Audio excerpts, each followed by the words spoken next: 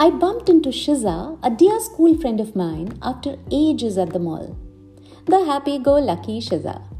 One thing that I clearly recall about her is that she was always trying to extract 48 hours out of 24. Always super busy, full of energy as if charged with a nuclear fuel. And always talking. When you were with Shiza, you were always a listener.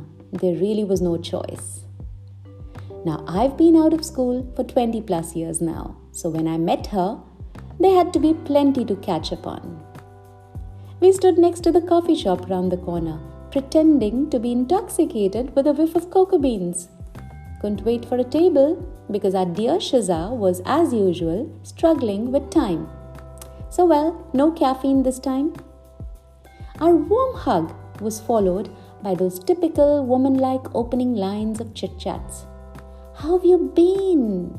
What have you been up to? Met anyone else from school? God, we haven't aged. Wow, this, oh, that. I noticed that Shiza x-rayed me top to bottom more than a few times, talking uninterrupted while filling me in about herself, her life, her kids, her hubby, even her maid. Here's what she said. You know, Sarika, I always wanted to be a curator. You know that. I'm a curator and I've been crazy busy as I have an exhibition coming up. I'll WhatsApp you the invites. I would love to see you there. And despite managing crazy artists across the country, I'm the one multitasking at home. Guess what? My husband's a techie, works odd hours, has no time for me. And my kids, both Alia and Jay, they're in high school. You can't even imagine what my life is with two teenage hardcore rebels. Oh God, just remembered. My maid is quitting. Hey, she's pregnant. Hey, listen, do you have any recommendations? Let me know. I don't know how I'm going to manage without her. She's been with my babies since they were born. Goodness, I crave for those good old, wonderful days. My life, my terms. Look at life now. While Shiza was rattling off her life's highlights in a bullet train, I was waiting for my turn, hoping that it would eventually come. But not today. Her alarm on the phone went off. Oh God, she announced, I'm so sorry. I wish we had more time together. Excuse me, today I have to pick up my son for the maths tuition, else he'll not go and my month-long exercise of finding his perfect tutor will go waste. So I'll buzz off for now, but I'm 200% sure I'll buzz you over the weekend and I'll send the invites for the event. Just ping me if I lose track of time. I'm growing so forgetful. Aging, I guess. One page 3 cheek rub and she left. As for my turn, my turn never came that day. Shiza hasn't changed, I thought to myself and smiled. She speaks breathless. I replayed Shiza's just a minute in my mind. Being a communication skills teacher for over 2 decades and working with children who keep me on my toes, and I love it because of their extremely high energy levels. I have a penchant, or you may call a bad habit, of noticing details, especially conversations. I realized that there were some 15-20 versions of I, me, mine, myself, and Shiza's 1 minute wildly non-stop dialect delivery. I smiled as my feet turned towards the car park with their muscle memory. Good old Shiza. Shiza also reminds me of my best friend, my current best friend, Navya, who I know for a fact totally loves herself. She loves to talk about herself. Does it bother me? Of course not. I love her too much to think about it. I was thinking, and this is a fact, most of us love to talk. We communicate with others all day long through messages, emails, phone calls, face-to-face meetings. Surprisingly, the type of conversations we engage in or talk about have one central theme, which is pretty much consistent. This recurring theme is our favorite topic in most of our conversation. Do you know what that is? Think about it. You guessed it right. Ourselves. We love to talk about ourselves. And that's actually what almost everybody is doing. There's nothing wrong about it, of course, until it becomes an obsession.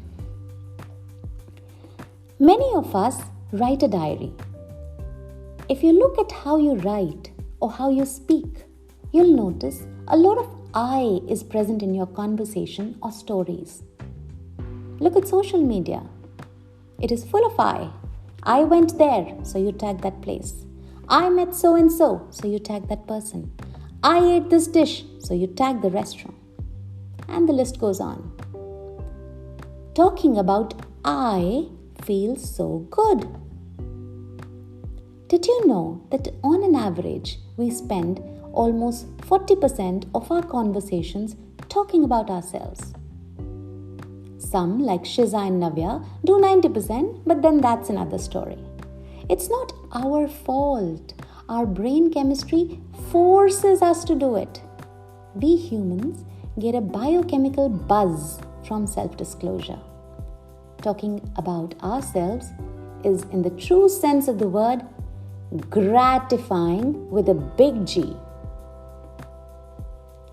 As per a Harvard University research, if you talk about yourself, it activates the same areas of the brain that light up when we're eating our favorite food or taking drugs. In other words, it gives us a neurological high, a dopamine kind of high. I love experimenting. Suppose, just as an experiment, you try to go 2 days without talking about yourself. What do you think will happen? Would anyone even notice? Would it affect your relationships with people? Would it make a difference? What do you think? I got curious. I did this random experiment. I did not talk about myself for a week. A week was long, but you can give it a try for 2 days. Here's what I found out.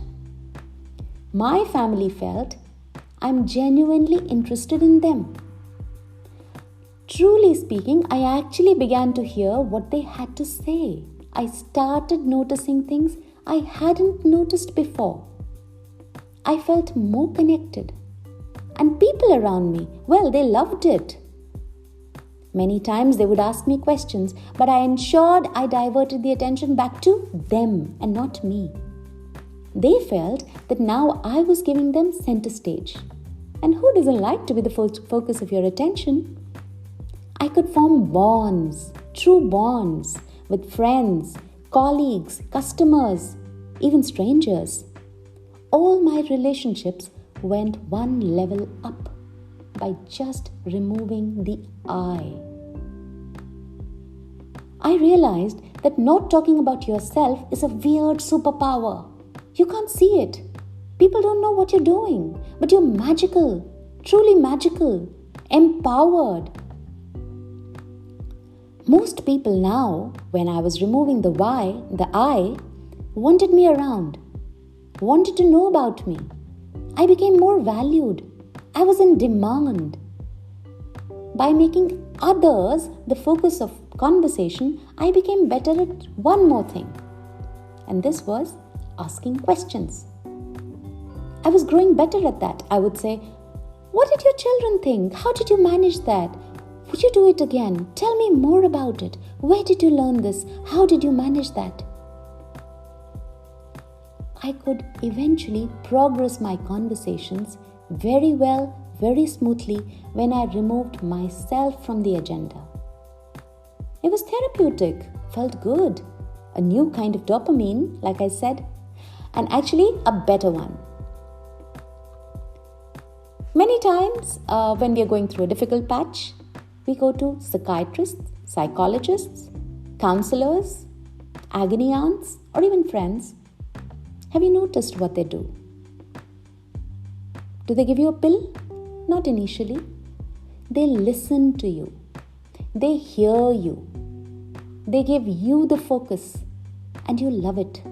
You become so receptive to what they say in the end that you actually agree with whatever they're saying because they put you first. When someone listens to you without inserting their own thoughts, experiences, or achievements into the conversation, that person becomes magical. He can work like a magical psychologist with this new dopamine. Give it a try. Stop talking about yourself for 2 days.